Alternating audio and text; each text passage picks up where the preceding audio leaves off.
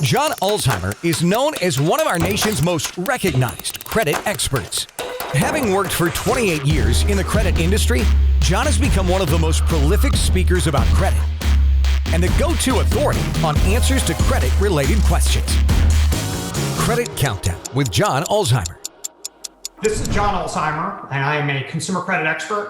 This is my 30th year in the credit industry. I spent some time at FICO, the credit scoring company, and I spent some time at Equifax, which is one of the generally recognized consumer credit reporting agencies, and then almost 16 years of concurrent work with a variety of credit-related entities. And today I'm going to spend some time interviewing a gentleman named Chad Kusner. So I'm bringing in some more brain power here to discuss the world of consumer credit. I'm going to let Chad introduce himself, but I'll do a real quick introduction. Chad is the owner and operator of Credit Repair Resources in Cleveland, Ohio. And they are a CROA compliant credit repair organizations authorized to do work not only in Ohio, but in most of the other states where credit repair is legal. And so I'm going to spend some time talking to Chad about the consumer dispute process, the importance of having accurate credit reports, ways to build credit, ways to not build credit, kind of common mistakes people make with their credit reports and credit scores. We'll do a lot of learning today. So Chad, first off, thank you for taking time out of your schedule to join me.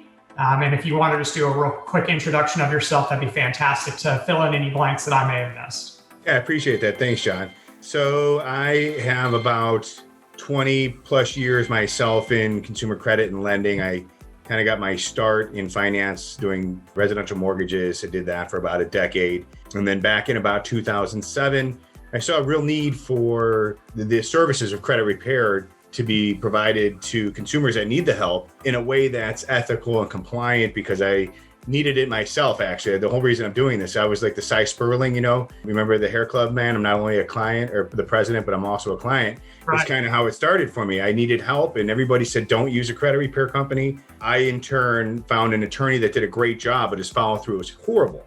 As a loan officer, I saw a huge need and basically set out to get started. And I found my partner who's a litigator. He does consumer protection law. So fair credit reporting, fair debt collection, fair credit billing, HIPAA laws, anything that's protecting the consumer from fraud and from creditors. It's what he's done for about 27 years now. So between he and I, we've spent the last almost 15 years developing this conduit for lenders, realtors, consumers to use to come in, identify their issues, figure out whether they even need our services or not.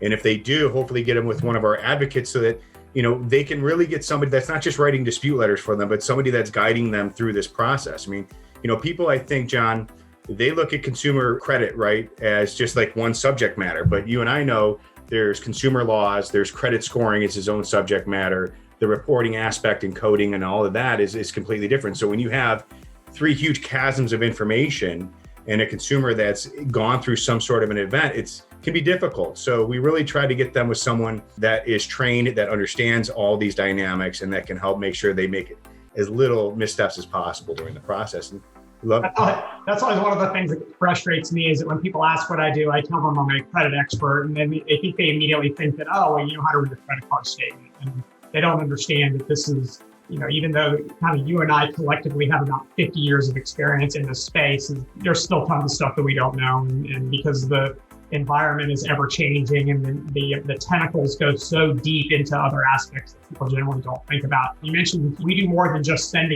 dispute. Can you kind of define for the folks watching, since you own and operate a credit repair company, one of the things that I don't do is I don't do credit repair. So I'm certainly not an expert in credit repair from that perspective.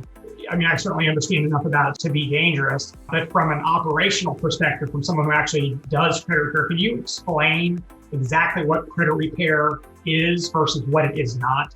Absolutely. So credit repair is not a magic pill to raise a credit score. Credit repair is not the ability to remove accurate information off of a credit report through, tactics that consumers can't find. The way I look at credit repair on a full spectrum is there's two sides to it. There is what our side is, and we call the audit or credit report, meaning going through and doing a verification of all the information that may potentially be reducing the credit scores to make sure it's accurate and verified and collectible. we're good at that. And if you do it right, you can act as an advocate for the consumer. And that's the core service that we can provide. It's a twofold process. Credit repair is 100%, anybody watching this, it's a team sport. You can't go to any of the big boxes or any of the small players like myself and expect us to just miraculously give you better credit. What a credit repair company can do, though, is while we're cleaning things up, is guide the client on best practices to use responsible use of credit. Your credit score, and you can correct me if I'm off on this, is based on the likelihood you're going to default 90 days delinquent or more over a 2-year period, right? And the only way to show a bank or a lender the scoring models that you're not going to is by using your credit right. So consumers oftentimes are not approved for secured cards at their local bank, have trouble establishing credit, don't know what accounts to pay down first. So the other side is the coaching, is teaching them responsible habits and following through with them while they're with us to make sure that they are doing their job. Because if they don't, the scores don't move. In fact, if you go to my website, Credit Repair Resources, it's CRR760, nowhere in my website intentionally does it say credit score.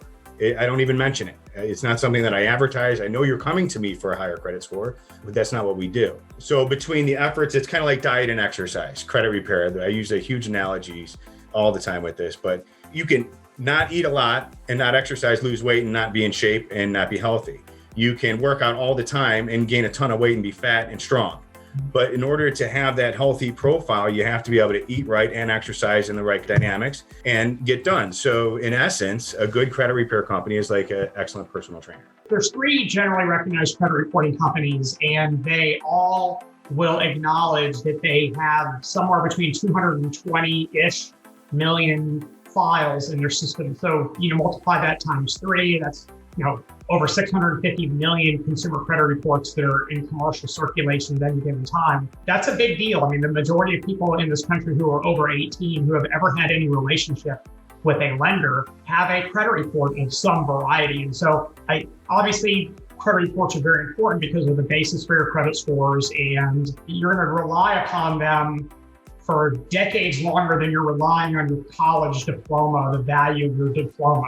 After you get your first couple of jobs, your diploma becomes, something to hang on your wall, but your credit report is going to be something that you're going to use. It's the one thing that lenders have to look at to see how well you've performed with other similar lenders. And so in that respect, we all know that the Fair Credit Reporting Act exists.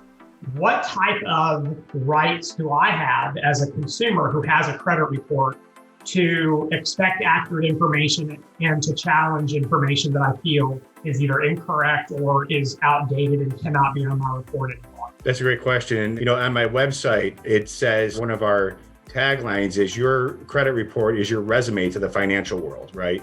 When you look at that and kind of what your rights are to that, it's basically, they say that the FCRA says that the consumers are entitled to a reasonable investigation on the accuracy of accounts, right? So there's some people that say, well, that, one small little dynamic is inaccurate. It needs to be removed from my credit report. Technically, they could be right. But when you're, like you said, 600 million credit reports, plus you look at every account that's on a credit report, we're talking what? Is it fair to say billions of pieces of data? Yeah, maybe if more. Not trillions of pieces of data. As much as I'm an advocate for the consumers, I empathize with the responsibility and task that the consumer reporting agencies have. I mean, it's a massive, monumental task to keep this data between the conduits and making sure the furnishers are being compliant in all they're doing. They're doing things correctly and accurately and not acting nefariously. Your rights are to have things accurate, verified, and collectible, right? So, and reportable. So under that, really, you're allowed to ask. The original account level documentation is really the key thing that if anybody's looking to say, okay, I'm going to do credit repair on my own, or I want to understand what am I allowed to ask for, anytime that you're trying to get to the bottom of an account, that's what you want to see. Where did the account originate from? Is there a signature on that I actually signed for that digitally, verbally, in some capacity that will bind me to the debt? Or have they been, properly documenting? Was it a legal transaction between me and that furnisher? And what's their rights to collect on it? And then how old is that debt, of course, right? Because once it's outdated and uncollectible, based on your statute of limitations, number one, they can't come after you from a legal perspective. But then they only have a certain timeline that they can actually keep it on your credit report. So I hope I'm not, going too muddy there, but it's kind of basically you're allowed to verify the debt with the consumer reporting agencies. You're allowed to dispute it with them. Right. I think one of the key mistakes that I have seen consumers and the credit repair companies out there, some do, is continue to mill and keep asking the same question over and over again to the consumer reporting agencies. You don't have a right to do that. If you continue to say, no, I don't think it's right, in order for them to reinvestigate it on that level, you've got to have some new documentation. You got to come up with some homework to show them why you feel that it's still inaccurate. Because once they verified it, they've done their job from a legal perspective. At that point, it's on you to go directly to the furnisher and then continue the fight with them and find out why, or what, if they said that they verified it with the consumer reporting agencies, well, then at that point, you can ask them, how did you verify it? Show me what you sent the consumer reporting agencies. Because if I am correct, at this time, consumers can send documents and your supporting information to the bureaus. They then will send it to the furnisher. But at this time, the furnishers don't have to come back with anything to the reporting agencies regarding the verification. They just need to either verify it, delete it, or correct it, correct? Yeah, and you make an interesting point that, so if you think about the credit reporting agencies, so the Equifaxes and the Experians and the TransUnions of the world, no one watching this right now has a credit card with Equifax. No one has a loan with TransUnion. No one has any sort of lending borrower relationship with Experian. They're not lenders. You don't have any sort of formal debtor-creditor relationship with them. Your relationship is with, and I think the term that you used, which is an industry term, is furnisher. And so your relationship is going to be with the bank, with the credit union, with the loan servicer, with the credit card issuer, with the collection agency. And so the analogy that I like to use is, think of the credit reporting agencies as a refrigerator, and think of the dozen eggs as the loan that you have with Chase. And Chase is going to report that information to the credit bureaus. And so essentially you're taking this box of a dozen eggs and you're sticking it in the refrigerator. And that's really what they've done. They have essentially furnished the information about you to this warehouse. And so when you placed the eggs into the refrigerator, Equifax didn't go in and break all of your eggs. However, the eggs could have been broken when they were put in the refrigerator in the first place. I think the credit reporting agencies, for all the criticism that they get, they don't get enough credit. They're not actually the ones who are putting incorrect information on your credit report. So they didn't report that you had a late payment. They didn't report your balance incorrectly. They didn't report the account was actually closed when it's really open. That information was sent by the lender. It's that whole garbage in, garbage out, mentality is, if you're going to send a bunch of garbage to a warehouse, the warehouse is going to have garbage. If it's not the warehouse's fault, it's the company that sent them the information in the first place. It's like, right. I think in that respect, the credit reporting agencies get a lot of criticism, and it's a little bit unfair, even though they do have the obligation to make sure that they have to ensure that they have the reasonable steps to ensure that the accuracy of the information, which is why the consumer has the right to challenge information like they do. I think one of the interesting opinions that I heard out of a lawsuit is that consumers do not have a right to a dispute merry-go-round, meaning that they don't have the right to just dispute everything in perpetuity. You can certainly choose to send letters to the credit bureaus every week if you like, and you can certainly choose to submit disputes to their websites every week, but that doesn't mean that it changes the obligation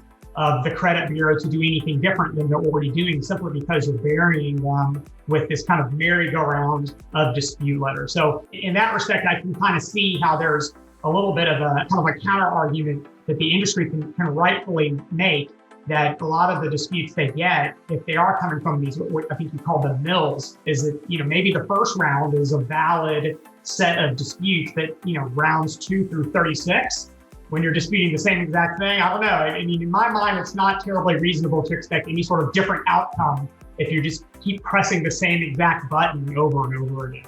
Isn't that the definition of insanity?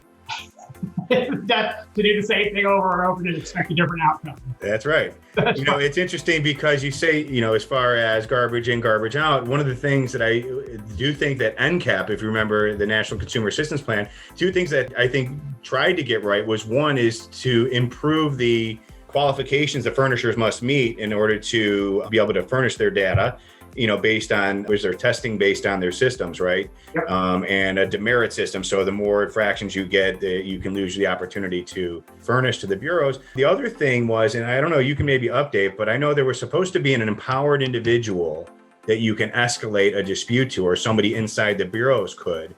Is that actually happening? And have you heard anything on that? It has happened, and I've seen many examples of it happening. I've read testimony from the credit bureau's employees under oath where they have discussed that very issue. And the credit reporting agencies have kind of the right to unilaterally change information on your credit reports if they believe reasonably in their estimation that something is being reported incorrectly and the furnisher either can't correct it or won't correct it. And you can think of a billion examples if you want. A credit card statement that indicates that a credit card balance is zero, yet the furnisher continues to report that there's a $1,000 balance. Certainly someone at a credit reporting agency can look at the statement, is empowered to decide on their own that this really is a zero balance, therefore we're going to change it without getting kind of guidance from the furnishing party to make that change. So it absolutely has happened. And I don't know relative to the other millions that don't necessarily need that level of care, but certainly there are people with the credit reporting agencies who are empowered to make those types of changes without getting quote unquote permission or guidance, if you will, from the furnishing party. Is that like their legal? Would that go to someone that's an attorney that understands, that would have that right to do it? I mean, I'm just curious. I just know, I remember reading about it, but I have never really heard the outcome from it. Yeah, all three of the credit bureaus have what's loosely referred to as the Office of Consumer Affairs, or some people call them presidential disputes or VIP disputes. It's a different level of care, if you will, from the bureau with respect to a consumer dispute, where it may be kind of an abnormal or an atypical dispute, and it requires kind of a different type of handling rather than just kind of the standard garden variety dispute process. So let's actually talk about the dispute process. So if hypothetically let's say I have something on my credit report that I think is wrong, legitimately wrong, and I hire credit repair resources to correct it, not necessarily trying to juice you for what credit repair resources does, but what is the kind of the standard chronology of events that occurs when a consumer files a dispute with the credit bureau? Got you. Okay, so basically you can either file it electronically or you can do it in writing, and in some cases you can fax it to find an active fax, right? Okay. So the idea is to give them as much information. If you do it electronically, you basically are allowed to pick a static dispute that they offer, a small menu drop down or a checklist of disputes, and then add any comments and attach any documentation that you feel supports your position on the account. You have a couple examples of those kind of standard drop-down menu?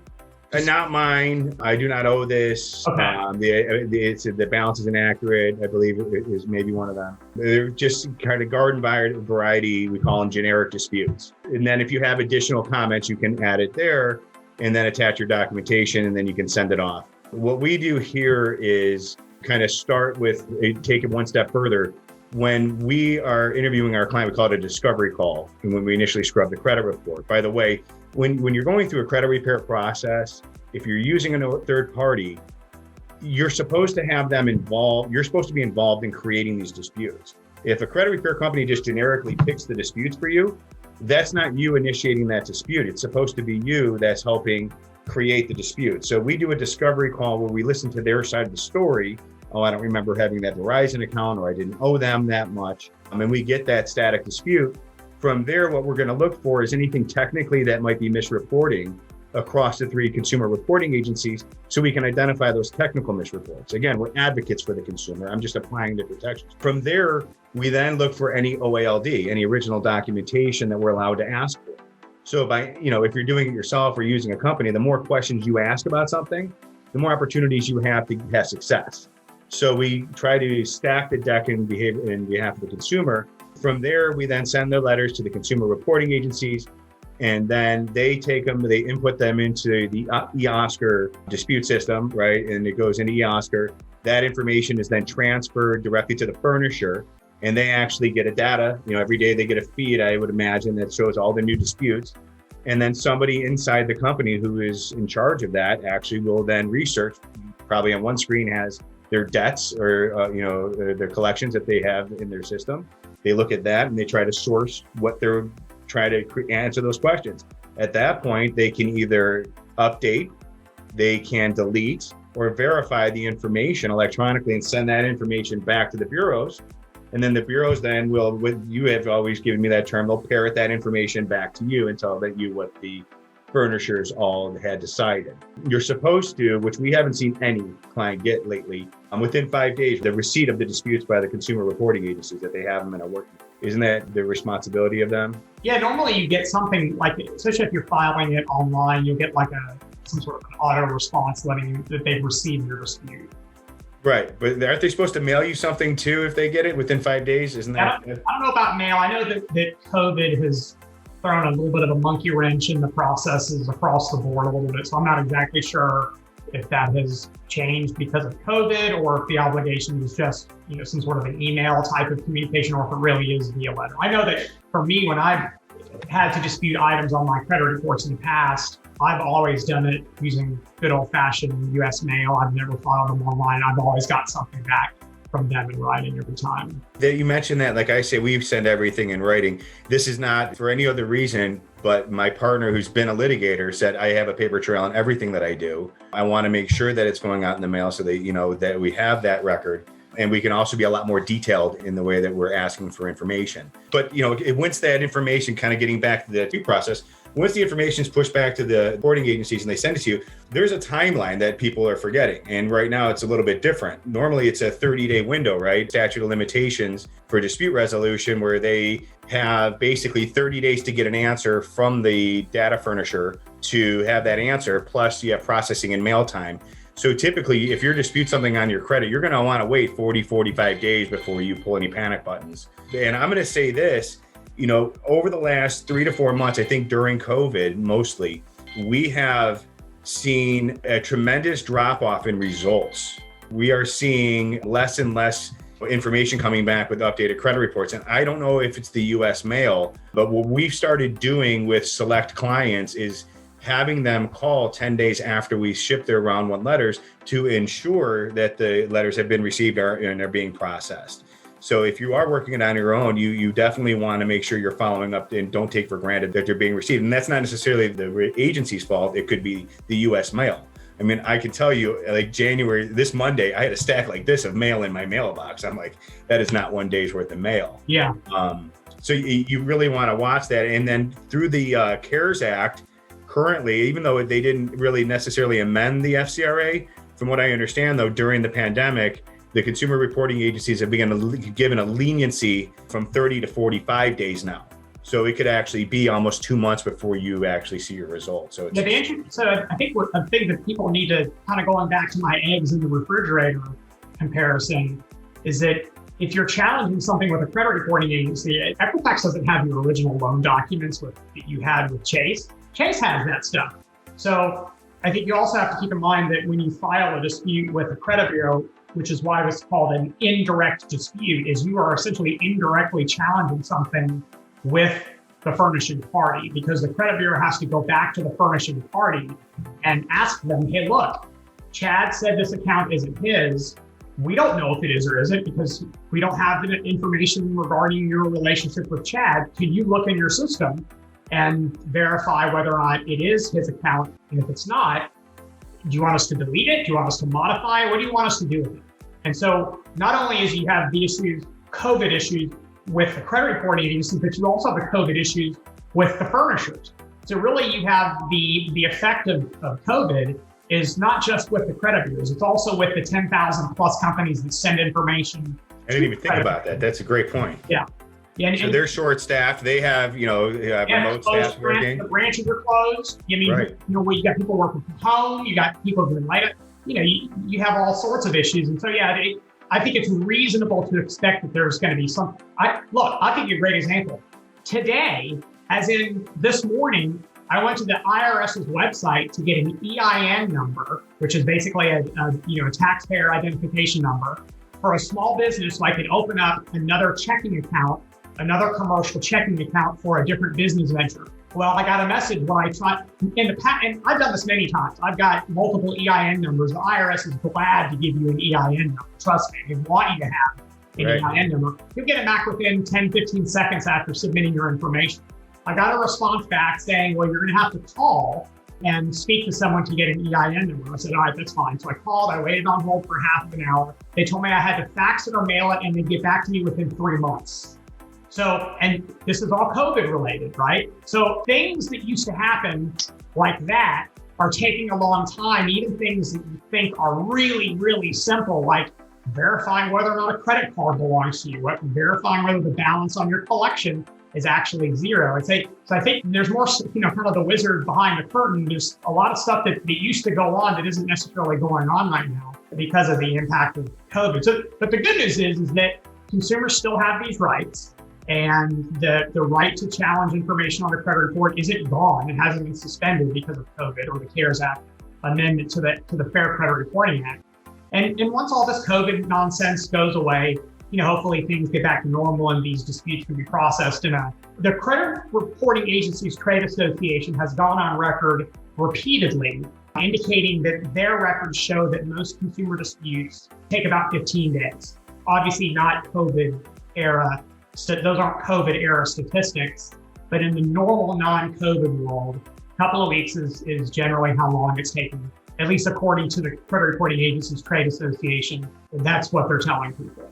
So does the CDIA put out a report that talks about breaks down their metrics? So you can actually, the CDIA, which is the Trade Association, the Consumer Data Industry Association, you can actually Google, things like how long to fix my credit report or CDIA dispute resolution statistics. And you're not going to find data on their website that kind of breaks down the amount of time that it takes. But what you will find is you'll find quotes in different articles from either people from the credit bureaus or people from the CDIA who have gone on record in either interviews or in presentations or congressional testimony where they're essentially either testifying or responding to interview questions.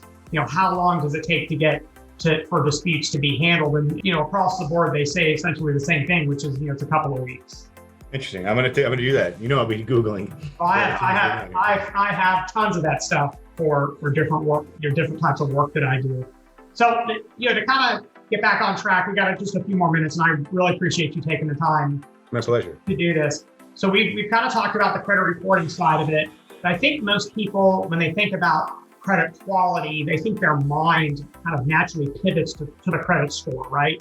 And so, no one walks around telling people how fantastic their Equifax credit report is, but they sure as heck will tell you how their FICO 850. And so I think people like to dilute themselves down into this 3-digit number, which is fine, because that's the purpose of the credit score, is to dilute a bunch of credit report information down into a single digit that lenders can use to make decisions. So we know that scores range from 300 to 850. In your experience, the people who come to credit repair resources who are seeking credit repair types of services, are people coming in there with FICO 400, FICO 500? Who is kind of like the garden variety, the typical consumer who's coming in to get credit repair services? Or is it just all over the board and there's really no typical customer? It's a great question. And I think that it's kind of two-part answer. One is, you're right, it's over the board. We have guys ladies and gentlemen, that have come to us, 720 scores that want 760 because they're doing a super jumbo loan and it's new construction, and they'll save an extra $5,000 on construction costs because their scores are at that level. Okay. And they need that help getting up to that top tier. And then we have people coming in, in mid 4s, low 5s that are trying to recover from some sort of an event. So it's a mixed bag. What I think is important, it's not so much the score band of the people that come to us. I think it's important to identify who actually would need the service, right? I mean, one of the key things we do is this pre-screen when you initially call us, is to kind of, we want to know who, what, where, and why is, what are we trying to accomplish and what's our timeline? Because if you're trying to do credit repair in 30 days, good luck. It's not going to happen. If you have 3 to 6 months to accomplish your goals, then we're talking in the right ballpark. I want to know what happened. I want to know what was your event, because people that benefit from credit repair are not people that are currently in financial distress. people that are maxed out on their credit cards, that are, were late last month on their car loan and are pissed because their scores dropped 100 points, or the delinquent accounts are so big they're likely to get sued if they even start to play funny games or even ask questions. Those people don't need credit repair. They need services outside of ours. So it's more of the people that we really look for that is our key client are the people that have been through an economic event like divorce, bankruptcy, job loss, medical stuff, and have gone on the other side of it. They're it's trailing behind them, and their credit reports that, sickly dog behind them, they need help getting it back in shape. Those are the people that we really look for, that we find are our best candidates, that get the best results from what we're doing, because they have a motivation and capacity to make that change. But really, when it comes to scores, it's any man's guess. And they're typically the scores. Yeah, most of our business comes from mortgage lenders. So we're looking at their very specific, classic FICO score that's from 2004. Mm-hmm. But, when they're coming to us off the internet, if it's a plus score, Vantagescore, FICO 8, FICO 9, the scores are going to vary anyways, and sometimes exponentially. You'd think that they're all going to be similar, but I've seen a Vantagescore one afternoon, 660, thinking we got the person ready. They go and pull their FICO score, they're still 592. Wow. So it's, to us, again, score, even though we know that's the big reason people are coming to us, we're more of a data, intensive, and that's what we're focused on. So it's more of the profile of what makes a good candidate. Yeah. And so would it be correct to assume you have some candidates that are inoperable, that there's really no reason for them to hire anybody because their credit is just so bad that really they just need, essentially 3 or 4 years of nothing to happen to them before their credit reports at least cure to a point where they can actually start thinking about a higher score? Yes, and 100%. And that's what the pre-screen's about. So once we find out, what are we trying to do, what went wrong, and how do you feel like your capacity is right now, then the credit report goes to one of our case managers, and they're going to screen it.